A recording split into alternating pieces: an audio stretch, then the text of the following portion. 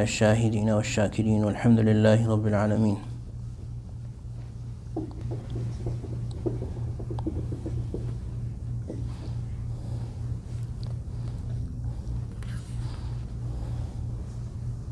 From time to time we should think about the mercies of Allah subhanahu wa ta'ala over us.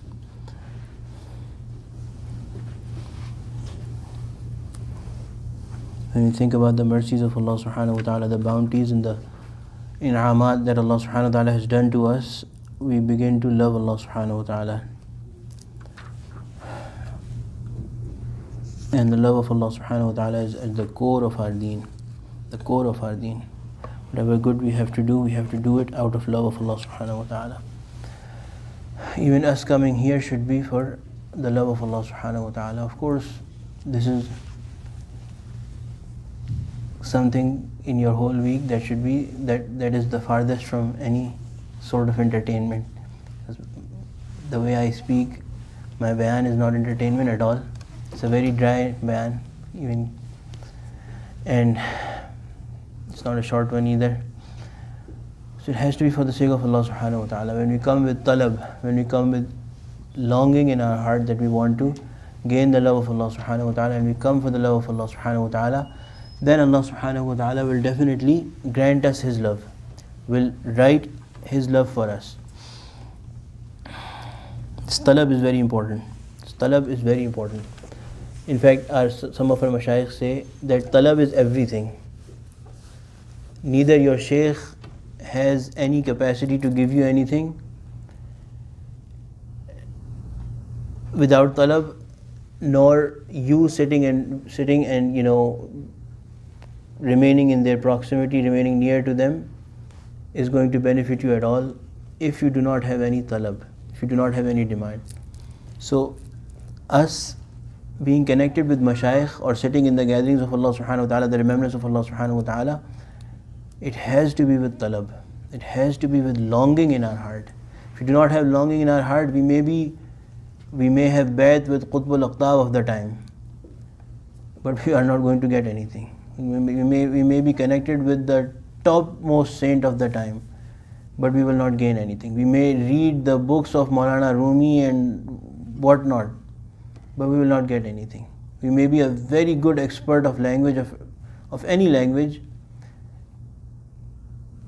but we will not get anything.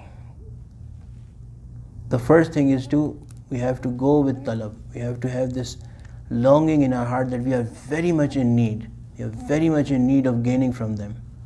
And when we have that talab, it is written by Hakim al-Ummat Maulana Thanvi, in fact, that when somebody has a true talab, even if the shaykh wants to withhold his fuyuz from the people, their talab will pull it out of their heart. The talab will pull it out of the heart of the shaykh. Even if the shaykh wants to stop it, they will not be able to stop it. And that has happened, that sometimes somebody goes with such a strong talab that, this is not the topic today, so anyway, but it has happened in the past. In the books it is written that somebody went, and to the gathering of the shaykh that they went, they had no connection with them, they had no intention of giving them anything. In fact, sometimes it has happened, it is written that even when the shaykh is trying to block, even then fuyuz can be driven from the heart of a shaykh if the seeker has talab, if the seeker has longing in their heart. Allah subhanahu wa ta'ala grant us understanding and realization. We have these things and we take them for granted. Anyway, the topic today is, there is some hadith that Hazrat has brought again in Kitab al-Akhlaq about forbearance or hilm,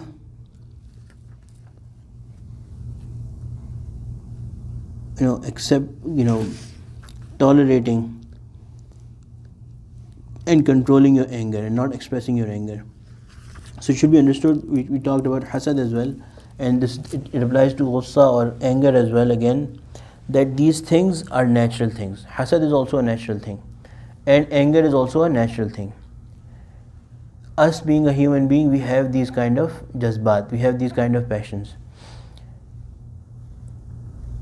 About hasad, whenever it is executed, it becomes a sin. Anger is something that if it is executed beyond limit, then it becomes a sin. And what is that limit? Inshallah, we'll talk about it today. So the first hadith is عن أبي هريرة أن رجلا قال للنبي صلى الله عليه وسلم أوصني قال لا تغضب فردد ذلك مرارا قال لا تغضب. हज़रत अबू हुरैरा रज़ियल्लाहु अन्हु से रिवायत है कि एक शख्स ने रसूल अकरम सल्लल्लाहु अलैहि वसल्लम से अर्ज़ किया कि हज़रत मुझे कोई वसीयत फरमाइए। आप सल्लल्लाहु अलैहि वसल्लम ने इरशाद फरमाया कि गुस्सा न किया करो। उस शख्स ने फिर अपनी वही दरख्वास्त कई बार दोहराई कि हज़रत मुझे कोई वसीयत फरमाइए, कोई और वसीयत फरमाइए, मगर हर मरतबा आप सल्लल्लाहु अलैहि वसल्लम ने यही फरमाया कि गुस्सा न किया करो।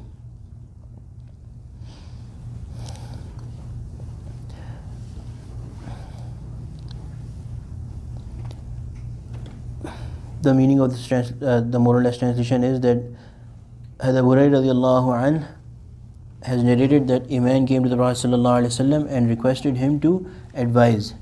He requested the Prophet sallallahu alaihi wasallam to give him some advice. The Prophet sallallahu alaihi wasallam said, "Do not be angry. La taghdab." فَرَدَّدَ ذَلِكَ. He repeated miraran, multiple times he repeated this request, and every time the Prophet sallallahu alaihi wasallam said the same thing, La taghdab. Do not be angry. Do not show your anger.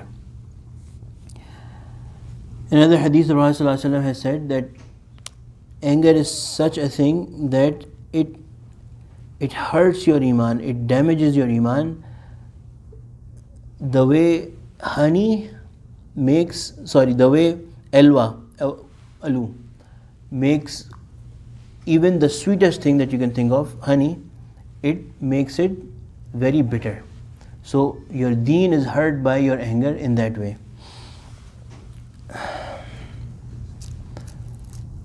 And the Prophet ﷺ, the next hadith is عن أبي هريرة قال رسول الله صلى الله عليه وسلم ليس الشديد بالسرعة إنما الشديد الذي يملك نفسه عند الغضب. हज़रत अबू हुरैरा रज़ियल्लाहु अन्हु की हदीस है कि रसूल अकरम सल्लल्लाहु अलैहि वसल्लम ने इरशाद फरमाया कि पहलवान और ताकतवर वो नहीं है जो मुकाबले में मद्दे मुकाबिल को पछाड़ दे, बल्कि पहलवान और शहज़ोर यानी ताकतवर दर हकीकत वो है जो गुस्से के वक्त अपने नफ्स पर काबू रखे. The Prophet ﷺ has said that a strong person is not the one who in a state of fight overcomes their competitor, but in reality a strong person is that who at the time of anger keeps control over themselves.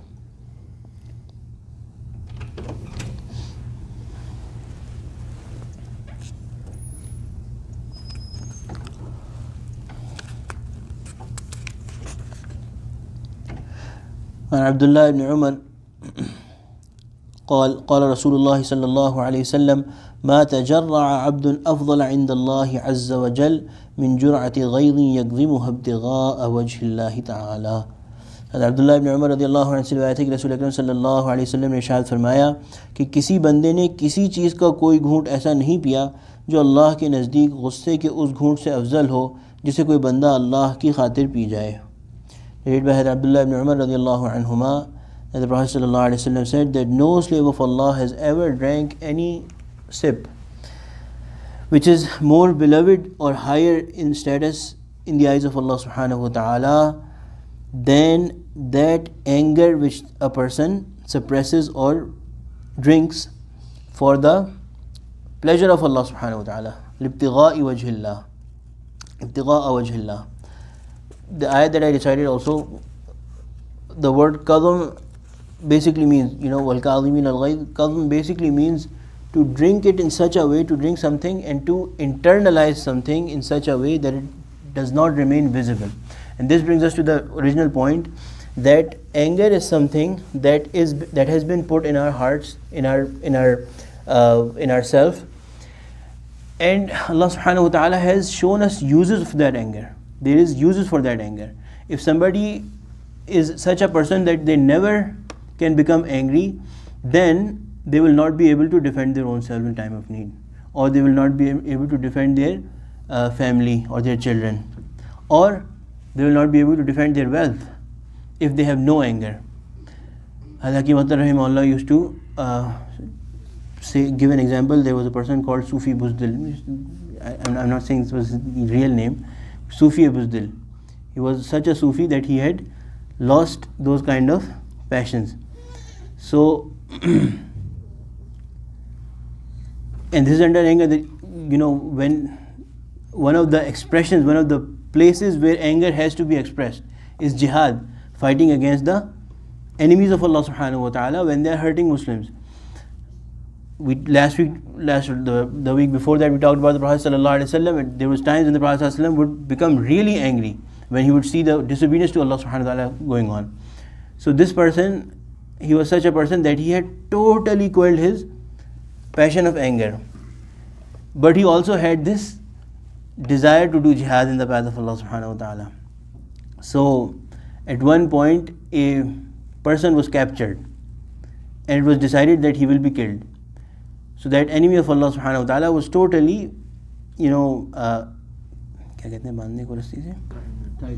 totally tied up, and he could not do anything. Then somebody gave him a sword and said, go and kill him, finish him off. So he took that sword and went there, and in his heart he was thinking that today inshallah I'll commit a good deed. Finally I am able to kill somebody in the path of Allah subhanahu wa ta'ala. Otherwise in an open fight it's not possible for me. I'm such a coward person. So when he reached there and he saw that person and he raised the sword, that enemy of Allah only made a sound and showed his teeth. And then Sufi Bizdil, he fell down and fainted. So anger is something that we have to have, but it has to be expressed in the right way. For example, all of us, the Prophet ﷺ has said that kullukum ra'iyun wa mas'ulun an ra'iyati. All of you are bosses in a way, for lack of a better word. There's subordinates under you, there's people under you, and you would be asked about the people who are under you, the people that you are taking care of.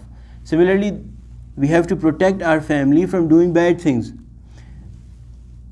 At workplace, there might be things that are against the Sharia. Even here in this country, if somebody is doing something, somebody is working under us and they are doing something that is going to hurt the interest of our employer, then we have to express some sort of an anger and we have to reprimand them for what they're doing. Similarly, on our kids, parents have to show some sort of anger.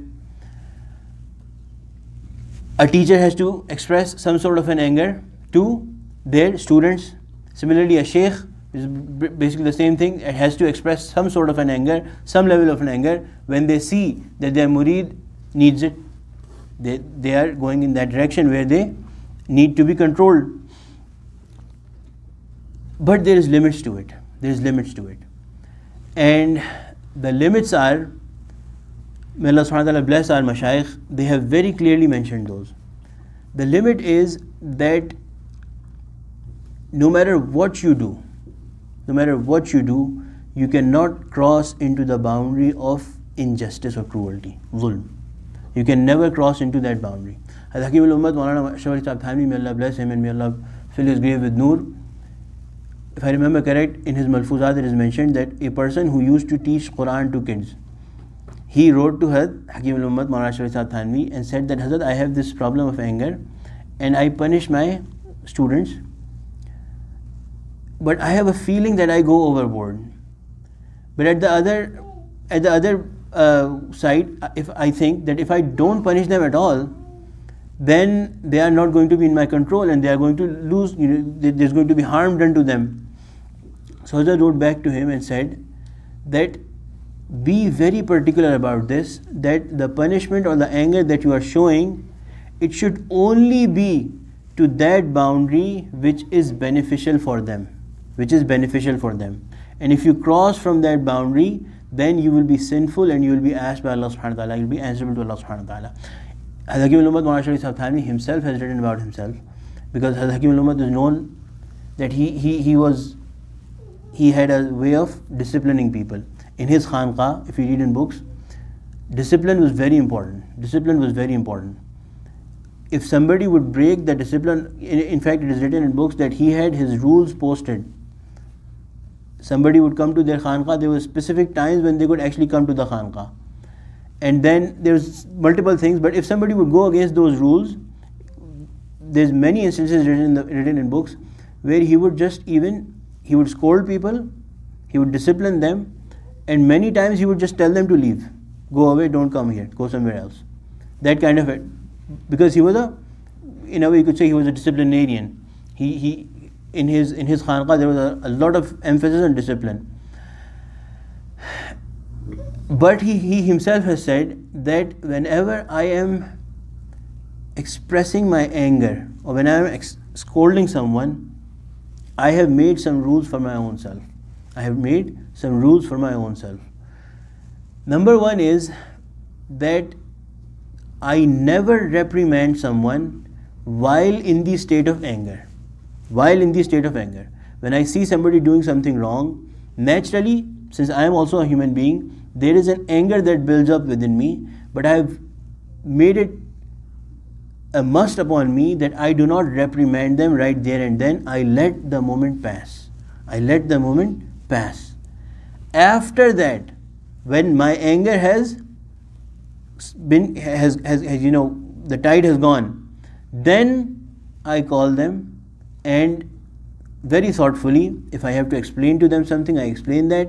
And then if the thing that they did was such that they deserved to be shown anger to, and anger would have been beneficial for them, then I would bring on an artificial anger over myself.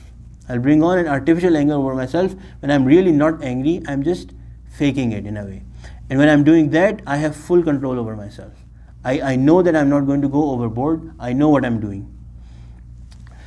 So these are the things that we should keep in mind. The other thing is that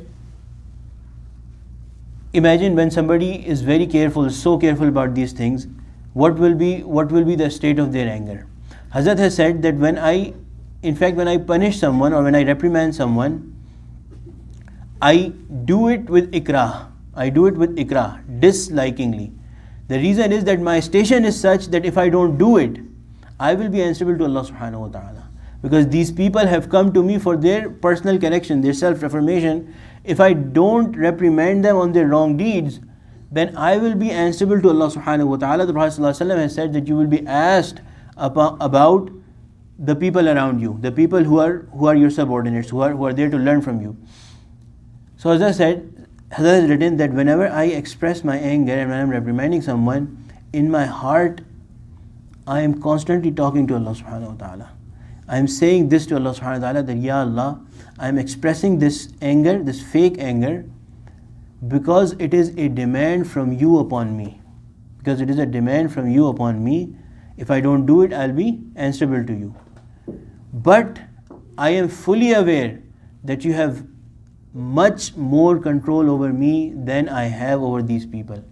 Oh Allah, I seek your refuge that you question me or you reprimand me in a way that I am reprimanding them. The other thing another thing that has written is that whenever I have to say something harsh to someone because of their improvement, because of their betterment, the third thing that I keep in mind is that imagine there's a king and that king has employed a jallad. You understand a jallad? Somebody who's employed to punish people. Someday that king's own son, the prince, does something wrong, and the king prescribes a punishment, declares a punishment for their own son. For example, beating or whatever. In old days, those things used to be a norm.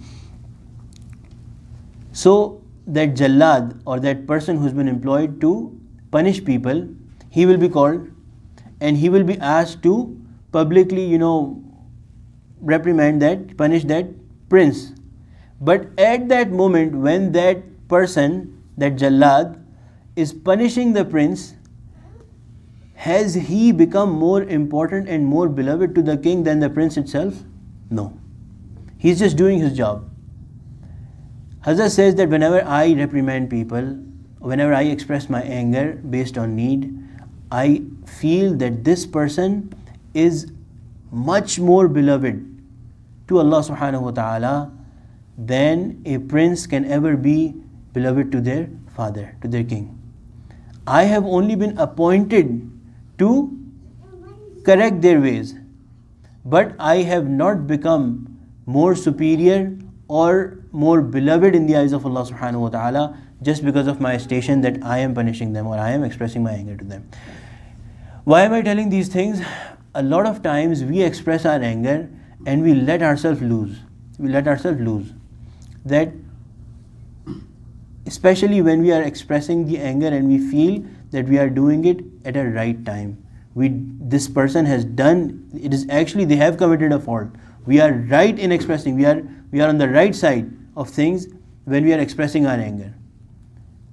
Imagine our akabir who are much more pious than us. What was their state like when they were reprimanding people who are under them? Anyway, the Prophet ﷺ in the few hadiths that we're going to read now has explained the treatment of anger.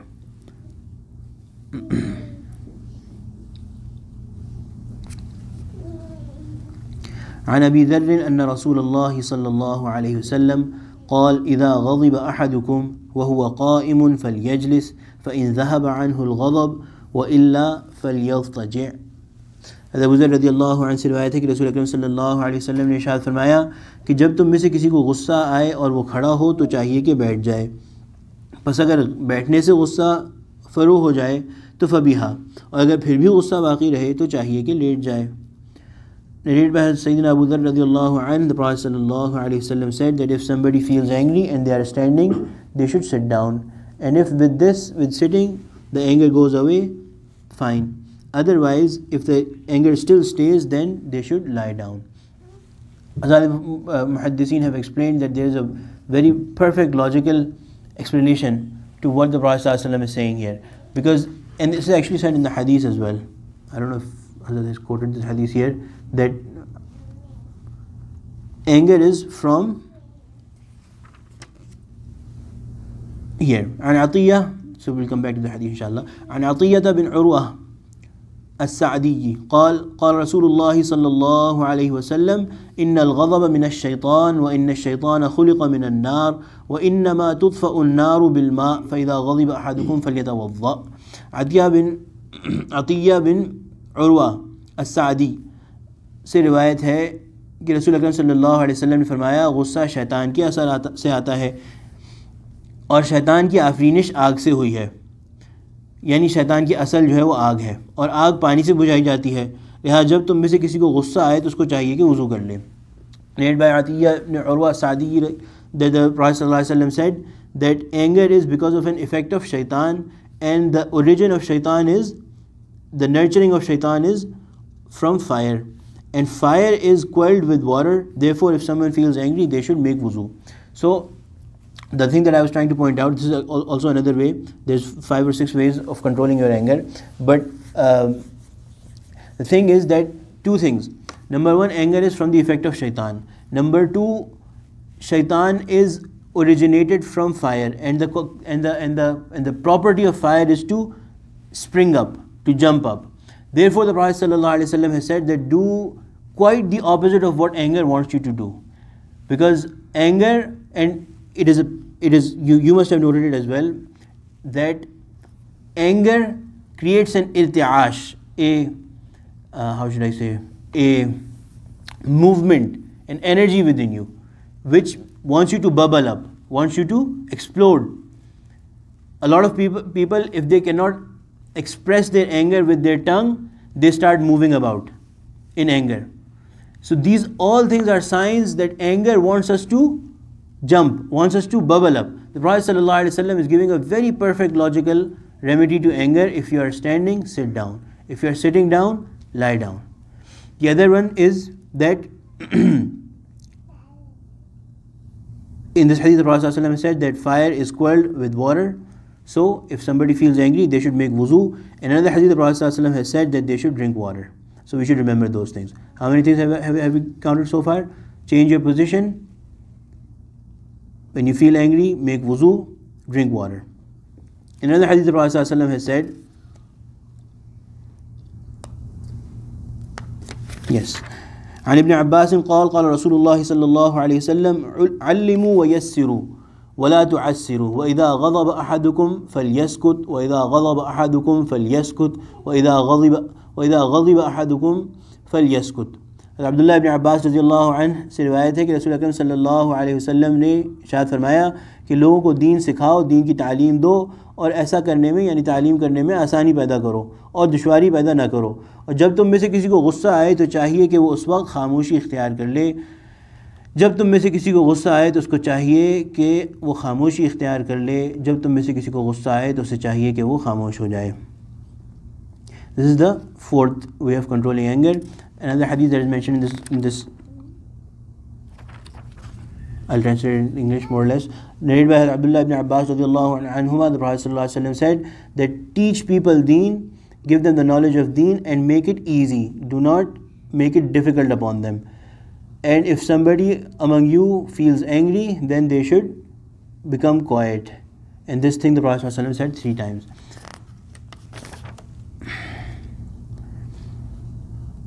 Allimu wa yassiru wa la tu'assiru, which basically means that teach people deen and make it easy upon them. Do not make it difficult for them. That does not mean that the difficult things of deen should be omitted. Na'udhu billah.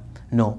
When you begin teaching people deen, you should present to them the easier things of deen and the more important, the core things of deen. This is, we read it in the beginning of this book, that the Prophet ﷺ has mentioned those things that have to be presented to people when you are doing tabligh. And this is a universal rule, that whenever you are calling people towards Allah subhanahu wa ta'ala, when you are teaching them, teach them the lighter things of deen.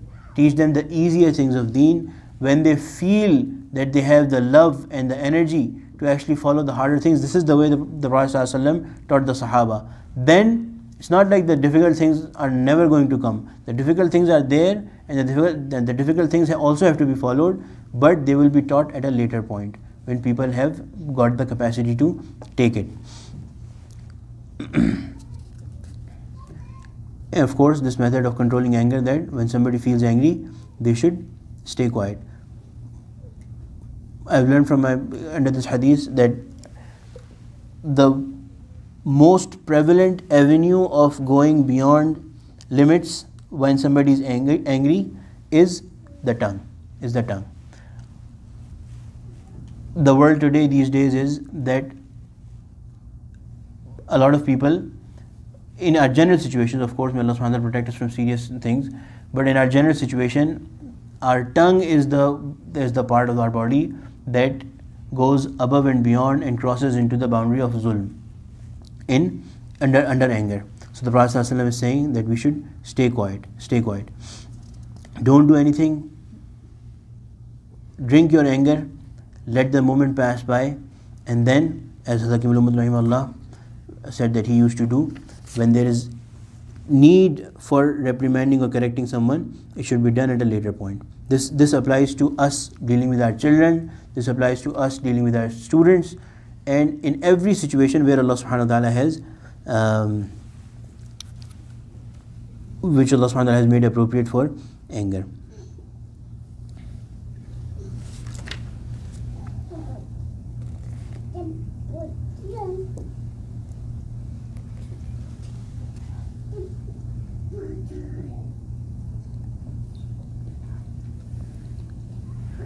عن سهل بن معاذ عن أبيه أن النبي صلى الله عليه وسلم قال من كظم غيظا وهو يقدر على أن ينفذه دعاه الله على رؤوس الخلائق يوم القيامة حتى يخيره في أي الحور شاء. सहल इब्न मुआज़ रज़ियल्लाहु अन्हु अपने वालिद मुआज़ रज़ियल्लाहु अन्हु से रिवायत करते हैं कि रसूल अकरम सल्लल्लाहु अलैहि वसल्लम ने फरमाया कि जो शख्स पी जाए अपने गुस्से को ऐसी हालत में कि उसके पास ताकत हो कि अपने गुस्से को नाफिज कर सके, अल्लाह उसको क़यामत के दिन सारी मखलूक के सामने बुलाएंगे और उसको इख्तियार देंगे कि जन्नत की हूरों में से जिस हूर को चाहे अपने लिए इंतखाब कर ले।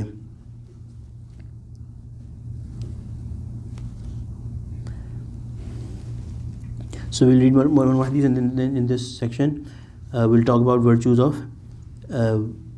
This section talks about virtues of doing that for the sake of Allah subhanahu wa ta'ala. And it's not an easy thing to do. It's not an easy thing to do. Especially when this hadith mentions that you have the capacity to execute your anger. When you have full control.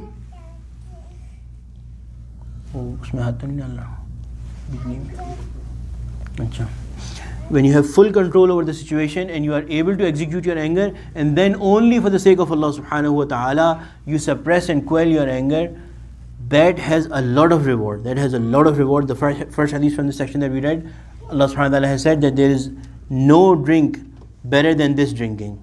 And then here Allah subhanahu wa ta'ala has said that such person who quells their anger for the sake of Allah subhanahu wa ta'ala, for the pleasure of Allah subhanahu wa ta'ala, on the day of judgment Allah subhanahu wa ta'ala will call that person before all creation, and in a way of honoring them, Allah subhanahu wa ta'ala will ask him to pick whichever hur of Jannah he wants to pick for himself, or they want to pick for themselves, and Allah subhanahu wa ta'ala will grant them that.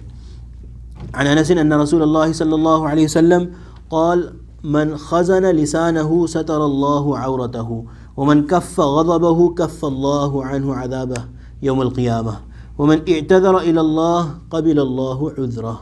Anas रज़ी अल्लाह अन्हु से रिवायत है कि रसूल अकरम सल्लल्लाहु अलैहि वसल्लम ने इरशाद फरमाया, जो कोई शख्स दूसरों के बारे में बुरी बात कहने से अपनी ज़बान को रोकेगा, अल्लाह उसकी पर्दापोशी फरमाएंगे, और जो कोई अपने गुस्से को पी जाएगा, अल्लाह क़यामत के दिन उससे अपने अज़ाब को रोक लेंगे, और जो बंदा अपनी तक़सीर की माज़रत अल्लाह के हुज़ूर में पेश करेगा, अल्लाह उसकी माज़रत कबूल फरमाएंगे.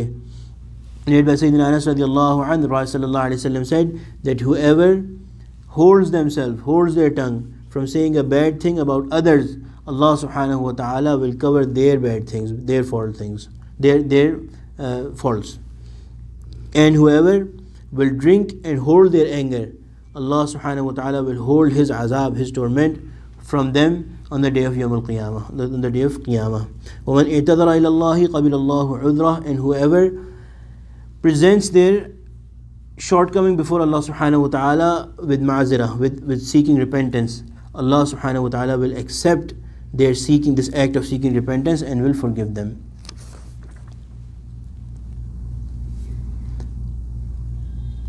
There is one other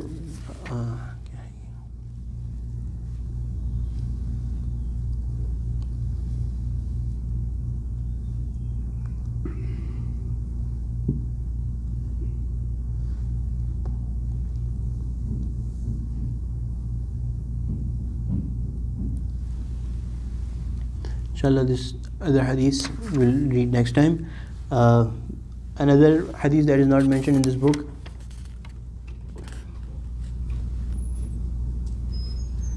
is that a method of controlling your anger is, there was this story that there was two people in the time of the Prophet ﷺ who were fighting, and this one person was really angry, and he was so angry that he had physical signs of anger, where his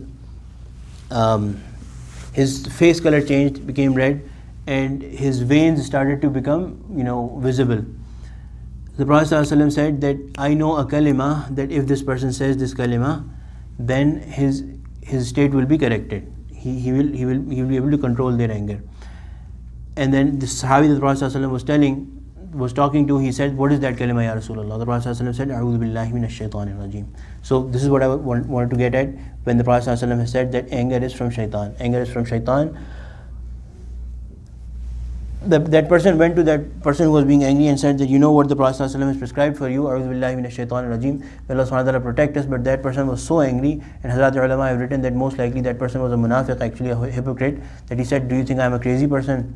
So he did not accept the word of the Prophet ﷺ. There's two things that need to be learned. Of course, one is that A'udhu billahi minash shaitanir rajim is something that is a remedy to anger. And not only anger, may Allah subhanahu wa ta'ala bless our mashayikh, Dr. Abdul Haysar Arifi rahimahullah.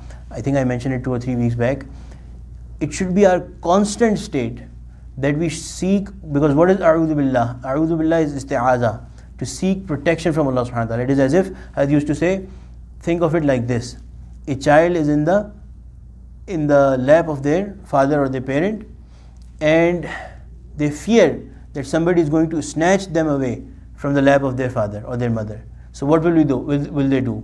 The first thing that they will do is that they will pull at the clothing of their father or their parent to make them aware of the situation, that somebody is trying to snatch me away. As I was saying, A'udhu Billahi Minash Shaitanir Rajeem is just like that. A'udhu Billahi Minash Shaitanir Rajeem is just like that. Not only anger, but any situation in which you have a fear of something going wrong, or in any situation where you have a fear of falling in the trap of sin, say A'udhu Billahi Minash Shaitanir Rajeem. The thing is, may Allah subhanahu wa ta'ala bless him, he has said, we've learned from him that if the child does that, and even then, first thing is that parent will definitely not let any harm come to their child. We fulfill our responsibility when we ask Allah subhanahu wa ta'ala for protection. Because this world is such that there will be attacks from all sides. And we are such that we are recipient for those attacks. So what is in our control is to seek refuge from Allah subhanahu wa ta'ala. If we don't do that, we will be questioned. Hazrat used to say, when you'll be questioned upon sinning, you can say that you might be able to say that, Ya Allah, the environment was such that I was pressurized. But you will be given torment over, why did you not ask us for refuge? Why did you not ask us for help? When we had told you, it is said in the Quran, وَإِمَّا يَنْزَغَنَّكَ مِنَ الشَّيْطَانِ نَزْغٌ فَاسْتَعِذْ بِاللَّهِ. When the shaitan puts a waswasa in your heart, puts something in your heart, nazghun, anything of that kind, fasta'iz billah, ask Allah for protection. So why did you not use that? Arfi used to say that this is something that you should practice. It's not like you listen and enjoy and then go back and it doesn't change your life at all. Any bad habit that we have to give up, we have to work for it. May Allah bless our mashayikh, we don't have to work hard for it. We have to work just a bit for it. We have to be conscious about it, assess our situation, and the remedies have been told. Practice those.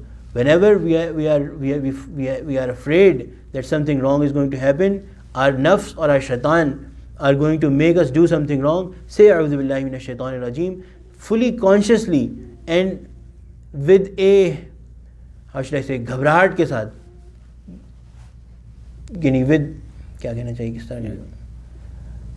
with fear and with apprehension, with a lot of apprehension that something is going to go wrong. We should do that like that.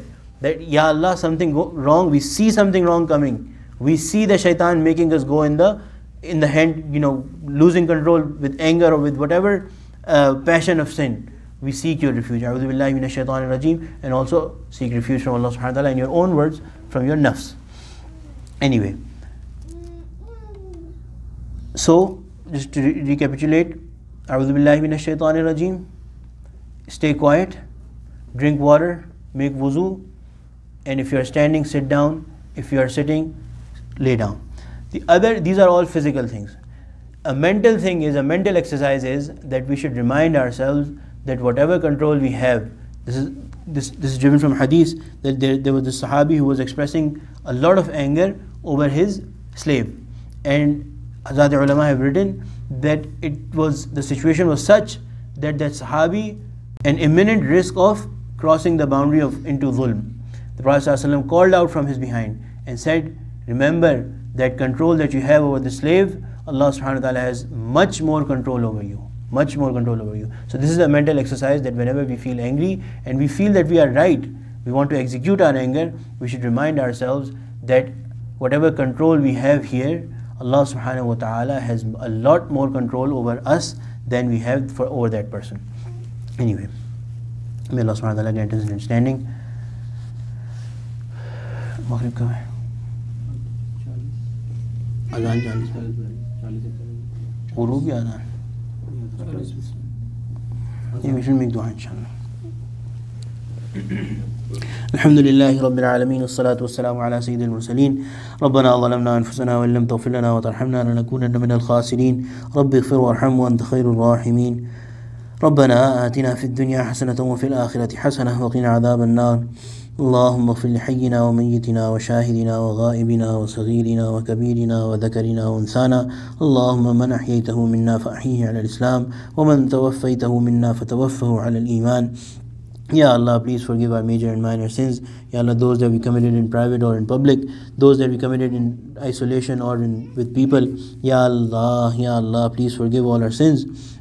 Ya Allah, that strength that you have given inherently within every one of us to stay away from sins and be obedient to you, Ya Allah, we seek your help in using that strength, Ya Allah. Ya Allah, make us the ones who use that strength fully to stay away from disobedience. And Ya Allah, whenever we fall in the trap of Shaitaan or our nafs or the situation and the environment, Ya Allah, whenever we falter and we disobey you, Ya Allah, we ask you, Ya Allah, with your mercy, Ya Allah, please pull us back towards you, Ya Allah. Ya Allah, make us among those who quickly make tawbah, Ya Allah, and quickly become your beloved again, Ya Allah, and increase their station of love and their relation of love with you, Ya Allah. Ya Allah, never ever, Ya Allah, push us away from you, Ya Allah. Never ever push us away from you, Ya Allah. Never ever push us away from you, Ya Allah. Ya Allah, we are very much in need of your protection, Ya Allah. We are very much in need that you look at us with love and mercy, Ya Allah. Ya Allah, there is nobody for us, Ya Allah, in the whole wide world, Ya Allah. There is nobody for us, Ya Allah. Ya Allah, please, Ya Allah, do not deprive us of your mercy, Ya Allah. Ya Allah, do not depute us and our affairs over to the hands of anyone else, Ya Allah. Ya Allah, you are the Arhamur Rahimeen, Ya Allah, and you are the Ahkamul Hakimeen. We are very happy with our affairs in your hand, Ya Allah. We are very happy, and Ya Allah, we are very happy and pleased with everything being in your control, Ya Allah, and we have full belief that we are going to meet you, Ya Allah. Ya Allah, Ya Allah, Ya Allah, do not depute our affairs, do not give our affairs in the hands of anyone else, Ya Allah, but you, Ya Allah. Ya Allah, Ya Allah, take care of all our worldly and religious needs, Ya Allah. Ya Allah, take care of our all needs of this dunya and the hereafter, Ya Allah. Ya Allah, when you have done this blessing to us, Ya Allah, when you have put us in the ummah of the Prophet ﷺ without us doing anything to, Ya Allah, earn it, without us even asking you for it, Ya Allah. Ya Allah, when you have done that huge, enormous, Ya Allah, favor to us, Ya Allah. Ya Allah, such a favor of such a magnitude that we cannot even begin to understand what is that favor, Ya Allah.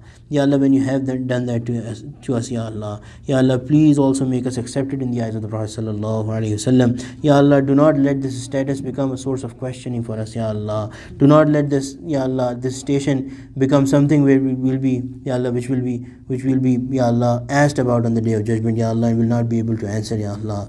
Ya Allah, Ya Allah, make us worthy ummati of the Prophet sallallahu alaihi wasallam. Ya Allah, your Nabi sallallahu alaihi wasallam, Ya Allah, you made him such that he was very, very merciful to us, Ya Allah. Ya Allah, he loved us more than we love ourselves, Ya Allah. Ya Allah, Ya Allah, when he was so, Ya Allah, loving towards us, Ya Allah. Ya Allah, from our side, Ya Allah, grant us some love of the Prophet sallallahu alaihi wasallam. Ya Allah, grant us some reflection of the love that the Prophet sallallahu alaihi wasallam had for us, Ya Allah. Ya Allah, grant us some reflection of the love that the Prophet sallallahu alaihi wasallam had for us, Ya Allah. Make us beloved of the Prophet sallallahu alaihi wasallam. Make us accepted in the eyes of the Prophet sallallahu alaihi wasallam. Ya Allah, give us deeds that will make us accepted in the eyes of the Prophet sallallahu alaihi wasallam. Ya Allah, the word of mouth, Ya Allah, whatever we say, Ya Allah.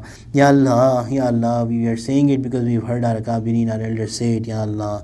Ya Allah, you please make it real, Ya Allah. You please make it real, Ya Allah. Give us the reality of our words, Ya Allah. Ya Allah, whatever we could ask, please grant us that.